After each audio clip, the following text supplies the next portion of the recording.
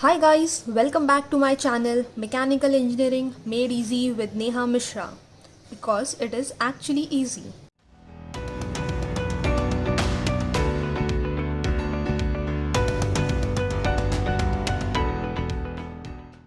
So guys, in the last video we have studied about types of forces. What were the types of forces? And in this video we will take one example to solve concurrent type of force system. And we will see how easy it is to solve such type of force system. So let's get started. So this is a problem guys for concurrent type of force system. We have been asked to find the resultant for this type of concurrent force system. Now what do you mean by resultant? First we should know very clearly what resultant means. So guys, let us understand the meaning of this resultant by taking the help of this dice. Okay, so suppose this is the same point wherein all the forces were acting in the question. Okay, now because of this force it will move here, because of this force it will move here, because of some force applying here it will move here, and because of the effect of all these forces this particular dice will move in certain direction after applying all these forces. Suppose after applying all the forces the dice is moving in this direction. Understood? Now what we have to find is, we have to find that one force which will give the same effect as all these forces were given to this dice. Means instead of applying all these forces, now I am applying only this one force and it will give the same effect. Okay, this force has to give the same effect. I cannot apply this force from here because all these forces were giving effect in this direction. So if I'll apply it from here, it will give in this direction. So I have to apply the resultant force here only such that it will give the same effect. Now, two things are very important. First, the force magnitude. Now this magnitude has to be same as the effect of all these forces were giving. The same magnitude it has to be applied. Okay, again, where with the same magnitude if I apply it from here, will it give the same effect? No, it will move here, but I have to move this dice in this direction. So with the magnitude I have to know where exactly I have to apply this resultant force such that it will give the same effect. Understood guys? I will not apply my resultant force here or here to give the same effect. I have to apply exactly over here to give the same effect. So two things which are important here is how much magnitude of force has to be applied here and at what angle it has to be applied. So let's start our first step. See guys, as we discussed, we have to find the magnitude R and its angle of inclination.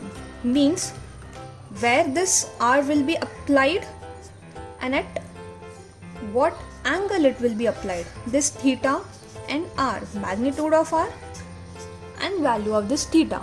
Once we found both this value, our problem is solved. Let's start our first step to find the magnitude of resultant R. I'll show you how easy it is to find this R. So guys, the very first step in finding the magnitude of this resultant is to convert all these forces into only two directions, vertical and horizontal. And how we can do it? By resolving all these forces. We have to resolve all these forces in vertical and horizontal direction only. And why we are doing so, that I will tell you later, so keep watching. Okay, so first step is to resolve all the forces. So this first force is already in vertical direction, so we don't have to resolve. Second force is also in horizontal direction, so we don't have to resolve. So the third force is inclined at angle 30 degree. But we want all the forces in only vertical and horizontal direction. So what we will do is, we will resolve this force in two components, horizontal and vertical direction. Now how to resolve this? I have already made video on it, whose link you can find on this icon and also on the description box. So we have resolved this force into two components. Again, the next force is inclined at 45 degree. So again we have to find its component in only vertical and horizontal direction. So here you have to pay attention on the direction of the force. See, this force was downward, so we got these components. Now this force is moving here, so our component direction will be in this way. Once you refer my video on resolution of forces, how to take these components will be very clear to you.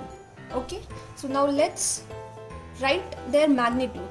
Since this force is inclined at 30 degree with the horizontal, our horizontal component will be cos component, whereas our vertical component will be its sine component.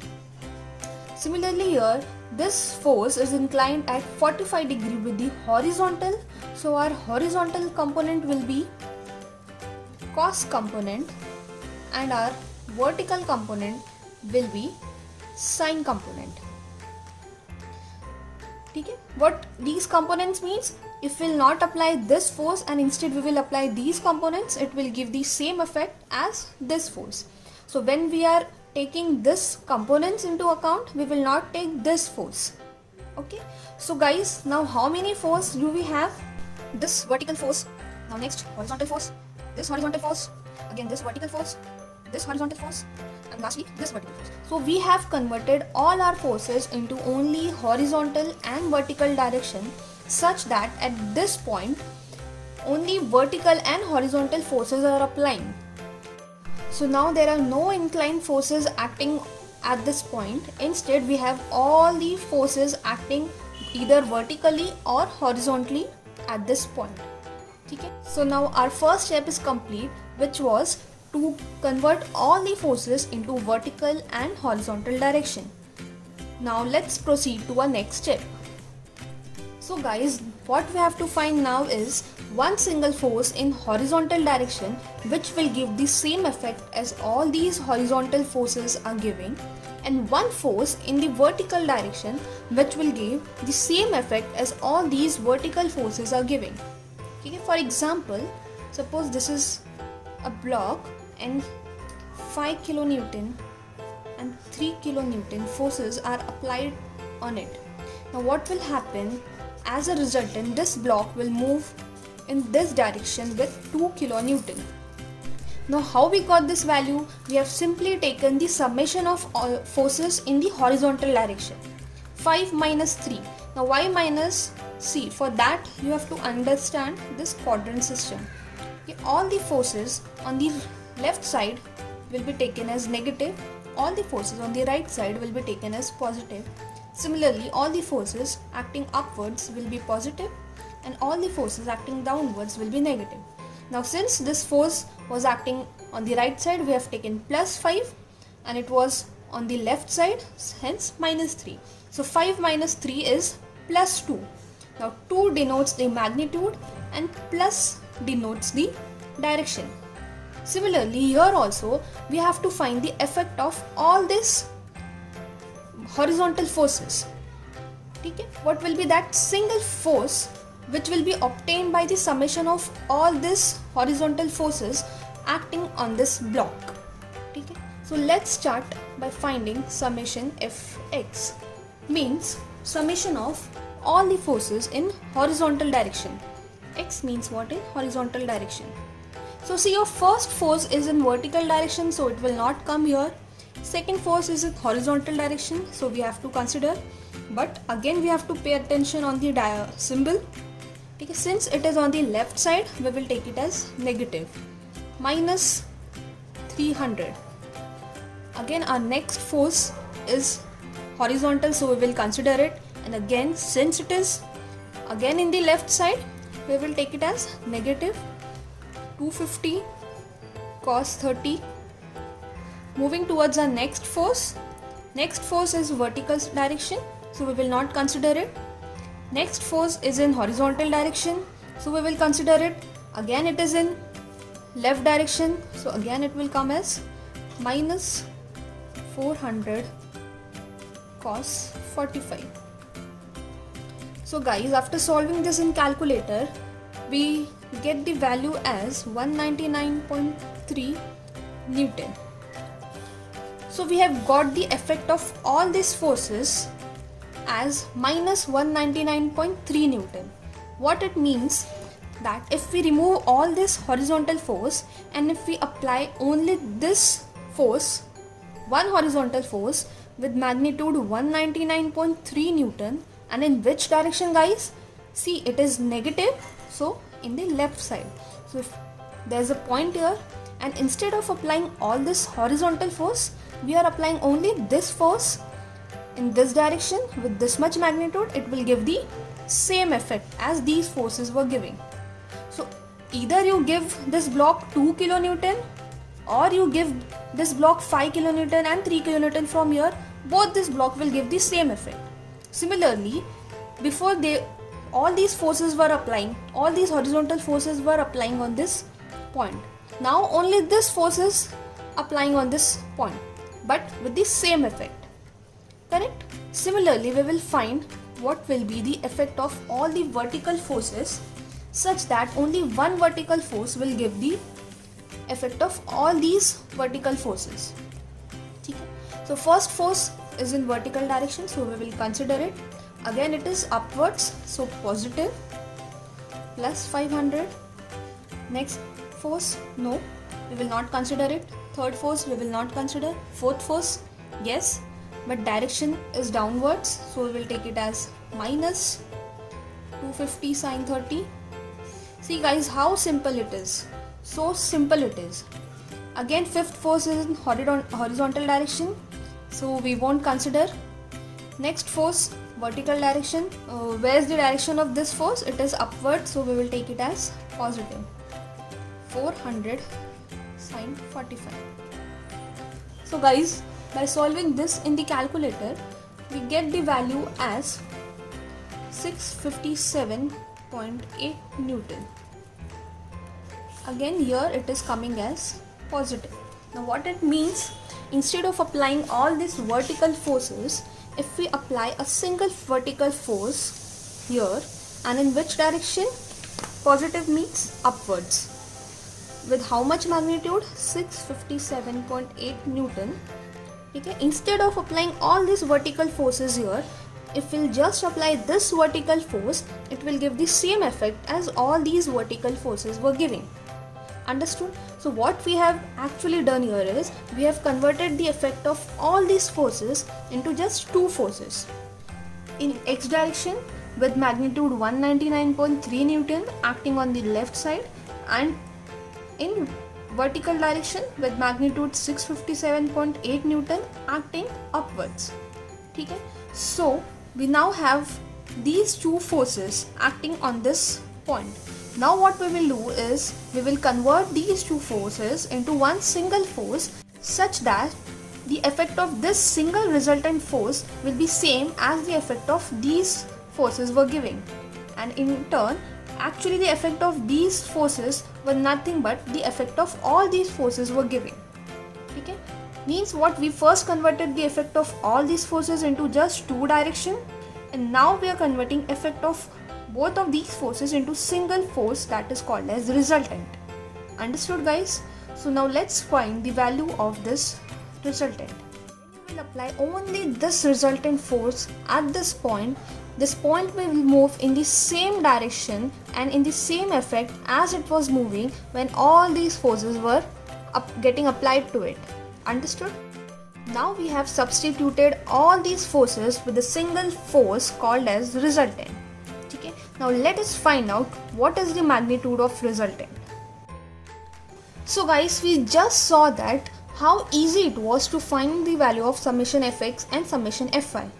Now the next step is to find the magnitude of this r. Now once you find this summation fx and summation fy, your 90% of the problem is solved. Now to find the magnitude of r, we have got simple formula which you have to remember, which is summation of fx square plus summation of fy square.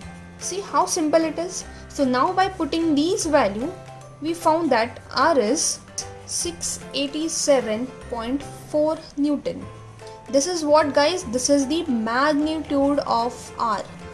Okay, force of r with which the r will be applied. Now guys, here we have found the first parameter, which was the magnitude of the resultant.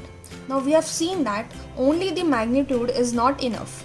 Now from where this R will be applied such that it will give the same effect. Okay? We cannot apply anywhere at this point and get the same effect. Only when it is applied at particular angle it will give the same effect as it was giving before. Understood? So now we have to find this theta. And it is very simple to find theta as well. Now how to find theta? See, just like R we had formula, we have formula for theta also, which is tan theta is nothing but summation of fy upon summation of fx. Means what? Theta will be equal to tan inverse of summation fy upon summation fx. So using calculator we found that theta is coming as minus 73.1 degree.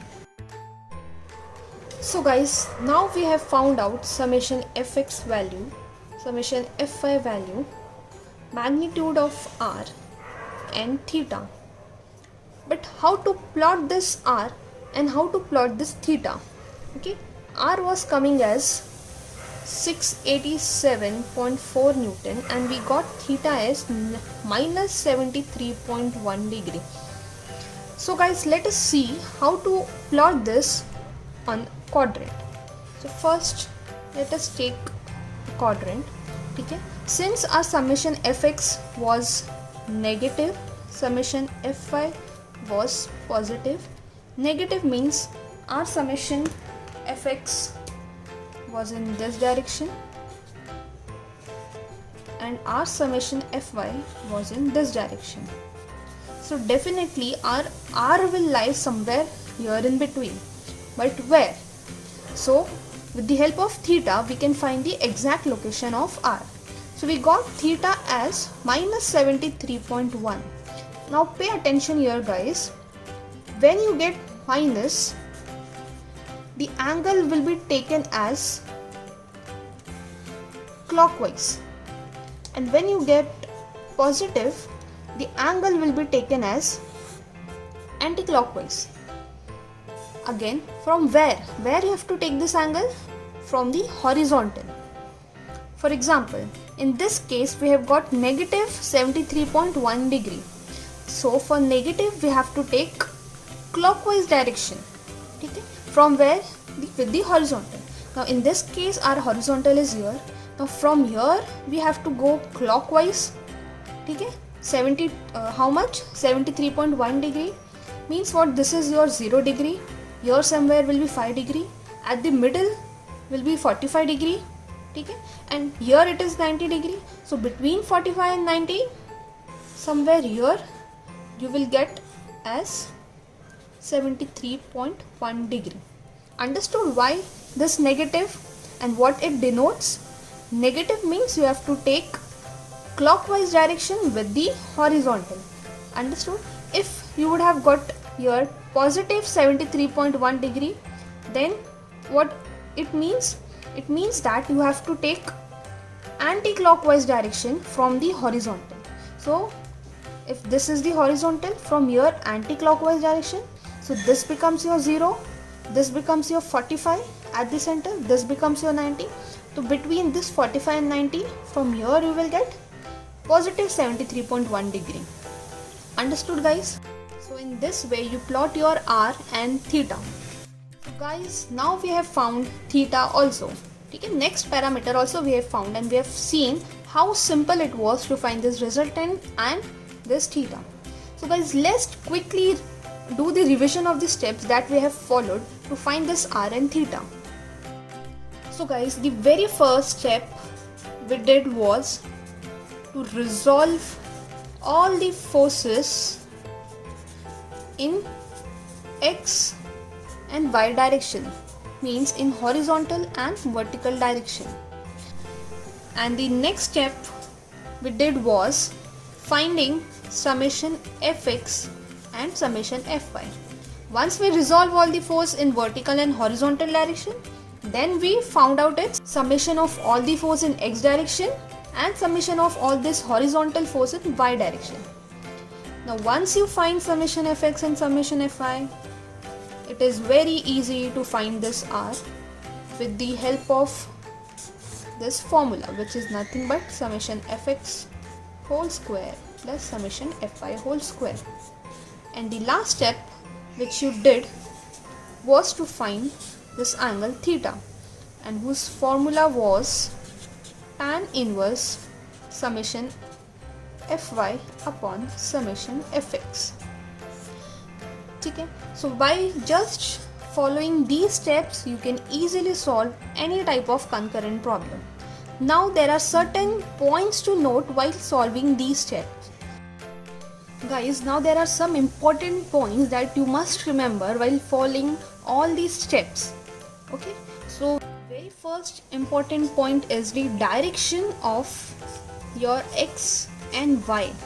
Okay, for summation fx and fy, while solving summation fx and fy, all the forces acting on the left side should be taken as negative, while all the forces on the right side should be taken as positive.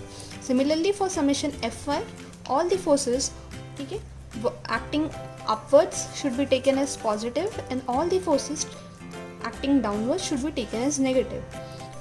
Only if you consider the direction properly, only then your value of summation fx and summation fy will come correct. Understood? Now the second important point is your direction of theta. Okay? If your theta is negative, if your theta is coming as negative, we have to take it as clockwise, and if your theta is coming as positive, then we have to take the direction of angle as anti-clockwise. But from where?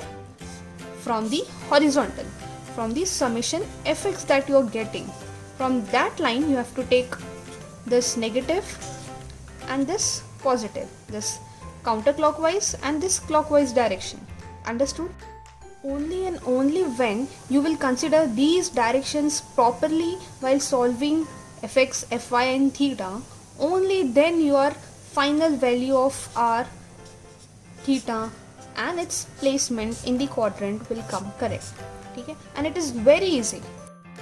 There is nothing so hard to understand. Just left, right, clockwise and anti-clockwise. That's it, and your problem is solved. So guys, I hope you have understood all the simple steps that you have to take to solve any type of concurrent problem. If you have any doubt in this problem or in any mechanical subject, do comment me or mail me in the link given below. Do like, share, subscribe and comment. Thank you.